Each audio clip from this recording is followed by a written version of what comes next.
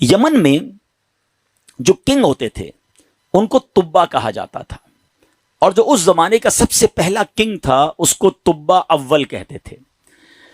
تبا اول بہت بڑا بادشاہ تھا، مسلمان تو تھا نہیں، ایمان تو لایا نہیں تھا، مگر تبا اول کا پلان یہ تھا کہ اس نے ایک بہت بڑا لشکر بنایا۔ اچھا، اس لشکر میں اس نے پلان یہ کیا کہ اس کے پاس 1,13,000 پیدل چلنے والے تھے اور 1,30,000 کے قریب گھوڑا چلانے والے، گھڑ سوار، horse rider. Try to imagine کتنا بڑا اس کا جلوس تھا، کتنا بڑا لشکر تھا۔ وہ اپنے پورے لشکر کو لے کر اس نے پوری دنیا کو ٹریول کرنے کا پلان کیا۔ اچھا، وہ جس شہر میں جاتا سارے شہر کے لوگ باہر آ جاتے، ڈر بھی جاتے، روب میں بھی آ جاتے کہ اتنا بڑا جلوس لے کر ہی آیا ہے، اس کا استقبال بھی کرتے، اور ہر شہر سے وہ 10 اسکالرز، ان کے 10 علماء اپنے ساتھ لے جاتا۔ اتنا لانگ ٹرپ ہو گیا کہ اس کے پاس 4,000 علماء ہو گئے۔ اب انڈرسٹینڈ کریں کہ کتنے شہروں میں وہ گیا ہوگا، 4,000 علماء جمع ہو گئے۔ اب وہ ٹریول کرتے کرتے کرتے مکہ پاک پہنچا۔ اچھا، مکے جب وہ انٹر ہوا تو مکے کے لوگوں نے کوئی اس کو رسپیکٹ نہیں دی، کوئی اس کا استقبال نہیں کیا، اور کوئی جناب اس کا کوئی روب بھی نہیں پڑا۔ تو اس نے اپنے وزیروں کو بلایا کہ یہ کیسے لوگ ہیں، یہ شہر کیسا شہر ہے، نو بڈی کوئی استقبال بھی نہیں ہوا، کوئی ہمارا روب بھی نہیں ہے، کوئی دبدبہ بھی نہیں ہے، ٹیک کیئر بھی نہیں کیا انہوں نے ہمیں۔ تو اس کے وزیروں نے بتایا کہ بات یہ ہے کہ یہ مکے والے جو ہے نا، ان کے پاس ایک بہت کمال کی عمارت ہے جس کو یہ کعبہ کہتے ہیں، اور یہ کعبے کا طواف کرتے ہیں۔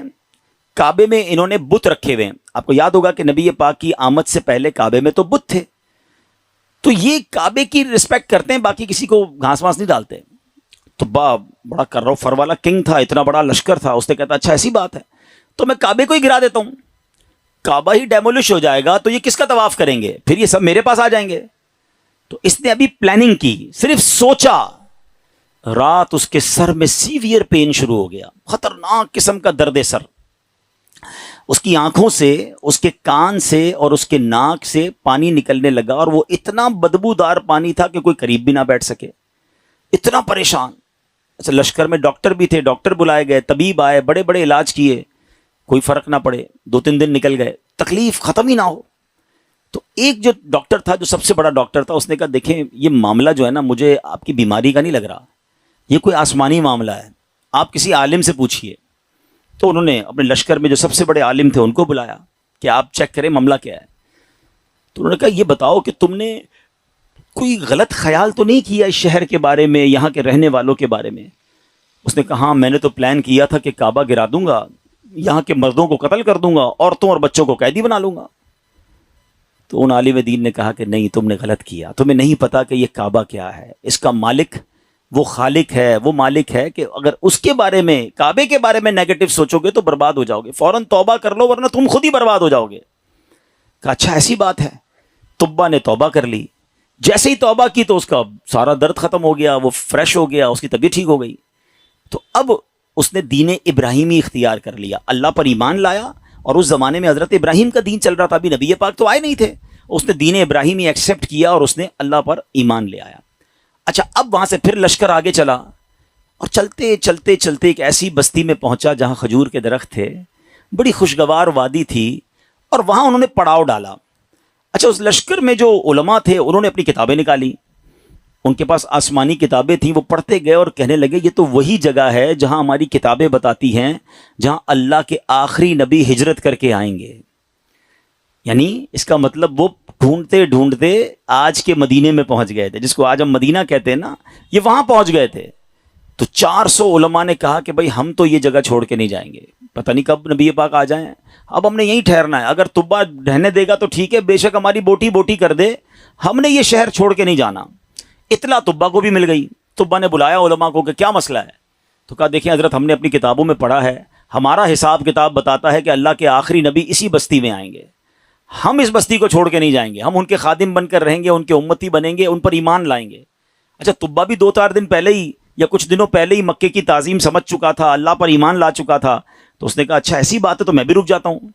اس نے کیا کیا، 400 علماء کے لیے 400 گھر بنائے، ان 400 علماء کی شادیاں کروائیں، ان کو خوب مال و دولت بھی دیا۔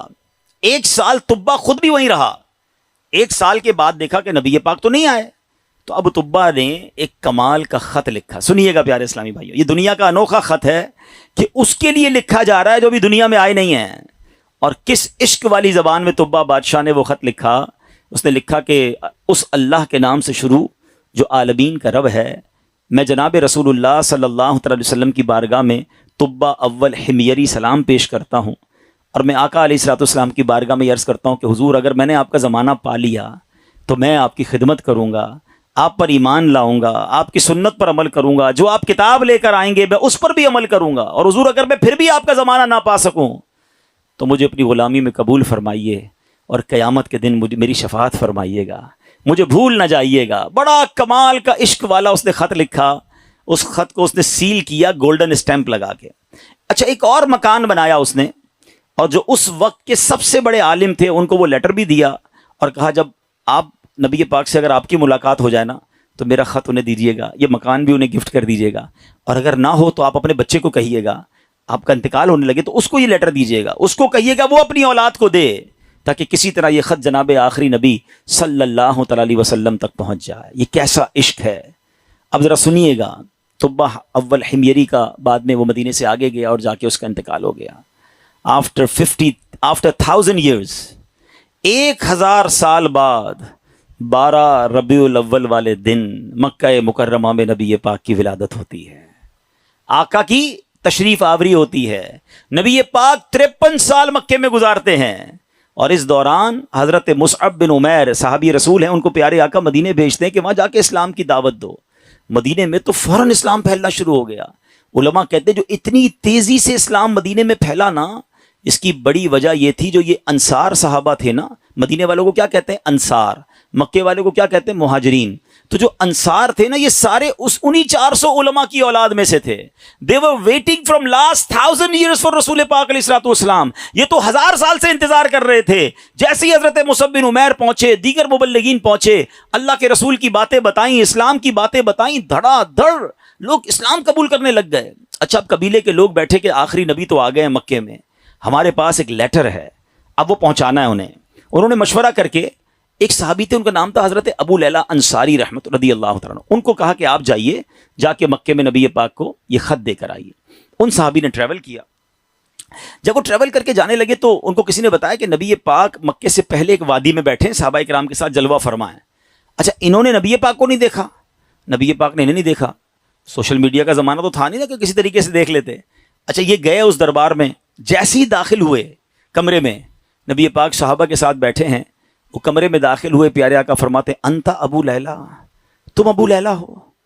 وہ شاکڈ ہو گئے کہ میرا نام کیسے ان کو پتہ چل گیا. کہ جی یا رسول اللہ، میرا نام ہی ابو لیلہ ہے. فرمایا تمہارے پاس میری ایک امانت ہوگی، مجھے وہ خط دے دو. ایک بار اور حیران ہو گئے کہ رسول اللہ صلی اللہ علیہ وسلم کو نے بتایا نہیں، پہلے ان کو پتا ہے. نبی پاک نے وہ خط لیا، سیدنا ابوبکر صدیق کو وہ خط دیا اور کہا ابوبکر پڑھو. اب بھرے دربار میں وہ عشق والا خط پڑھا گیا ہے. طبا اول حمیری کا وہ عشق کی جو لیٹر تھا وہ پڑھ کر سنایا گیا کہ حضور میں آپ کا امتی، میں آپ کا غلام، مجھے قیامت کے دن بھولیے گا نہیں. اگر آپ کا زمانہ پایا تو آپ کی خدمت کروں گا، زمانہ نہ پا سکا تو پھر بھی میں آپ کا غلام ہوں. اللہ اکبر. نبی پاک نے بھی خط پڑھ سنا نا تو پتہ کیا فرمایا؟ مرحباً اخ الصالح، مرحباً اخ الصالح، میرے نیک بھائی کو مرحبا ہو، نیک بھائی کو مرحبا ہو. امیر پیارے آقا علیہ الصلوۃ والسلام نے اس بادشاہ کو نیک بھائی کہہ کر پکارا. اچھا، اب ابو لیلہ انصاری تو حیران پریشان، نبی پاک پر کلمہ پڑھا، مسلمان ہوئے کہ ان کو مجھ سے پہلے پتہ ہے کہ یہ میرے دل میں کیا ہے اور میں کیا لے کر آیا ہوں. واپس گئے، اپنے شہر والوں کو بتایا کہ بھائی میں تو ان سے مل کر آیا ہوں جو تو غیب کی خبریں دیتے ہیں. اچھا، بہرحال اب نبی پاک نے مکے سے مدینے سفر اختیار کیا. اچھا، مدینے والوں کو انتظار تو بڑا تھا کہ پیارے آقا مدینے آئیں گے. اچھا، نارملی 7 days کا ٹریول ہوتا تھا. اگر مکے سے کوئی اونٹوں پر یا گھوڑوں پر نکلتا تھا نا، it's take almost 7 days to travel. اب آج کل تو ہم 4 گھنٹے میں پہنچ جاتے ہیں، بڑے اچھے روڈ بن گئے ہیں. اب نبی پاک جب روانہ ہوئے تو وہ نیوز مل گئی مدینے والوں کو. لیکن آپ کو پتا ہے کہ وہ ہجرت کا سفر اب نارمل سفر تھا، نارمل سفر نہیں تھا. بڑے پرابلمز تھے، بڑے ہرڈلز تھے. 3 دن 3 راتیں تو نبی پاک کو غار ثور میں رہنا پڑا. راستے میں مکے کے لوگ انٹرسیپٹ کرنے پہنچے ہوئے تھے. تو اب مدینے والے سمجھ رہے تھے کہ 7ویں دن نبی پاک آ جائیں گے. وہ ڈیلی مدینے کے گیٹ پہ جا کے کھڑے ہو جاتے کہ نبی پاک آ جائیں گے. صبح جاتے، ویٹ کرتے، دوپہر ہوتی تو واپس آ جاتے. اگلے دن پھر صبح جا کے کھڑے ہو جاتے. روز استقبال کی تیاریاں ہیں. اچھا آپ کو معلوم ہے نبی پاک علیہ الصلوۃ والسلام کس دن مدینے میں داخل ہوئے؟ کافی دن لگے، مگر سرور کائنات صلی اللہ تعالیٰ علیہ وسلم جس دن مدینہ منورہ میں صحابہ کے جھرمٹ میں داخل ہوئے نا، وہ دن 12 ربیع الاول کا دن تھا۔ ہاں وہ دن بھی برتھ ڈے آف رسول پاک علیہ الصلوۃ والسلام تھا۔ سبحان اللہ، اللہ کی شان دیکھیں کہ ربیع الاول کا 12 ربیع الاول کا جو جلوس ہے، کچھ لوگوں کو کنفیوژن ہوتی ہے۔ اللہ اکبر، میرے آقا جو مدینے میں داخل ہوئے تو صحابہ بھی ہیں اور خود پیارے آقا بھی ہیں، بلکہ ایک صحابی کہتے ہیں حضور بغیر پرچم کے کیسے داخل ہوں گے؟ آپ جا رہے ہیں تو شان و شوکت کے ساتھ داخل ہونا ہے۔ اپنا امامہ اتارا، تلوار پہ لگایا، اسے پرچم بنایا، اور جب مدینے میں داخل ہوئے تو ہر طرف سے صدائیں ہیں مرحبا یا رسول اللہ۔ بچیاں تیار ہو کر آئی ہیں، بچے تیار ہو کر آئے ہیں۔ عرب کے لوگوں کا دستور تھا جب کوئی بڑا ایونٹ ہوتا تھا وہ اپنا مخصوص لباس پہنتے تھے، اپنی تلواریں لگاتے تھے، بلکہ اب بھی اگر آپ دیکھیں ان کے تہواروں میں ان کے لباس الگ ہوتے ہیں، وہ سب اپنے اس لیول کے لباس پہن کر کھڑے تھے، کیونکہ آج ان کے لیے عید کا دن تھا۔ اور سبحان اللہ، اس وقت بنو نجار کی بچیوں نے سرور کائنات صلی اللہ تعالی علیہ وسلم کا جو استقبال کیا، جس نغمے کو گنگنا کر، جس نعت کو پڑھ کر انہوں نے استقبال کیا، آج بھی مکے مدینے چلے جائیں، کیسٹ کی دکانوں پر جائیں، بلکہ دنیا کے کسی کونے میں جائیں، یہ نعت عربی ہوں، عجمی ہوں، افریقن ہوں یا امریکن ہوں، سرکار کی یہ نعت دنیا بھر میں پڑھی جاتی ہے۔ اور وہ ان بچیوں نے یہ نعت پڑھی تھی جو آج سیرت کی کتابوں میں بھی لکھی ہیں، اور انہوں نے استقبال کیسے کیا تھا، وہ الفاظ کیا تھے؟ وہ الفاظ تھے طلع البدر علینا من ثنیات الوداع وجب شکر علینا ما دعا للہ لا۔ کیا کہتی ہیں ہم پر؟ چاند طلوع ہو گیا ہے، طلع البدر علینا، 14ویں رات کا چاند طلوع ہو گیا ہے۔